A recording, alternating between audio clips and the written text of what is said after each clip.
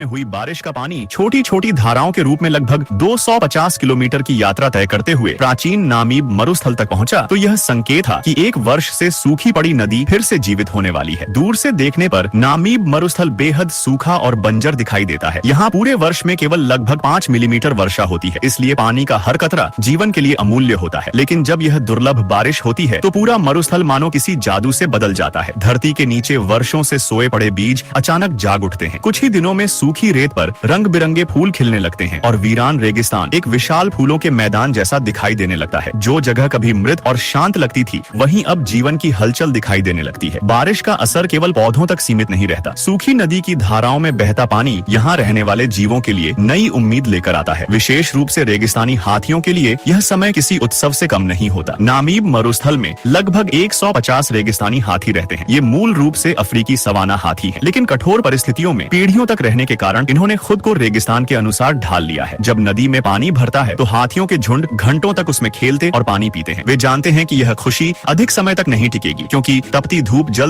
जल्द ही नदी को फिर से सुखा देगी। इसलिए हर बूंद उनके लिए अनमोल होती है। लेकिन पानी खत्म होने के बाद सबसे बड़ी चुनौती शुरू होती है, जीवित रहने की। झुंड का भविष्य उसकी 34 वर्षीय मादा मुखिया पर निर्भर करता है। हाथियों के समाज में मादा मुखिया सबसे अनुभवी होती है और उसे वर्षों पुराने जलस्रोतों और भोजन के स्थान याद रहते हैं। उसकी अद्भुत स्मरण शक्ति ही पूरे झुंड की सुरक्षा सुनिश्चित करती है। सूखे के दिनों में वह अपने परिवार को सूखी नदी के किनारे किनारे लेकर चलती है, इस उम्मीद में कि कहीं पानी का कोई छोटा तालाब मिल जाए। एक दिन लंबी यात्रा के बाद भी उन्हें पानी नहीं मिला, लेकिन मुखिया निराश नहीं हुई, क्योंकि उसे अपनी माँ द्वारा बताया गया एक रहस्य याद था। नामीब की धरती के नीचे एक विशाल भूजल भंडार छिपा हुआ है, जो दुनिया के सबसे बड़े भूमिगत जल स्रोतों में से एक माना जाता है। हालांकि यह पानी लगभग 30 मीटर नीचे है और सामान्य जीव वहां तक नहीं पहुंच सकते, लेकिन प्रकृति ने एक खास पेड़ को यह क्षमता दी है, सफेद अकासिया। इस पेड़ की जड़ें गहराई तक जाकर भूमिगत पानी तक पहुंच जाती हैं। यही कारण है कि यह पेड़ रेगिस्तान में भी जीवित रहता है। हरी फलियां उगती हैं, जो हाथियों के लिए भोजन और पानी दोनों का स्रोत बन जाती है। अब बारी नर हाथियों की थी। विशाल शरीर और अद्भुत ताकत वाले नर हाथी पेड़ के पास पहुंचे और पूरे जोर से तने को हिलाने लगे। उनकी ऊंचाई लगभग 4 मीटर तक होती है और वे अपनी लंबी सूंड से ऊंची शाखाओं तक पहुंच सकते हैं। कुछ ही क्षणों में पेड़ से फलियों की बारिश होने लगी। झुंड के बाकी सदस्य तेजी से वहां पहुंचे और स्वादिष्ट फलियां खाने लगे। इन फलियों ने उनकी भूख मिटाई और उन्हें आगे की कठिन यात्रा के लिए ऊर्जा भी दी। भोजन मिलने के बाद पूरा झुंड फिर से अपनी मुखिया के पीछे चल पड़ा। नामीब मरुस्थल में जीवित रहना आसान नहीं है, लेकिन प्रकृति, अनुभव और पारिवारिक एकता ने इन रेगिस्तानी हाथियों को जीना सिखा दिया है। भूमिगत जल से पोषित सफेद अकासिया के पेड़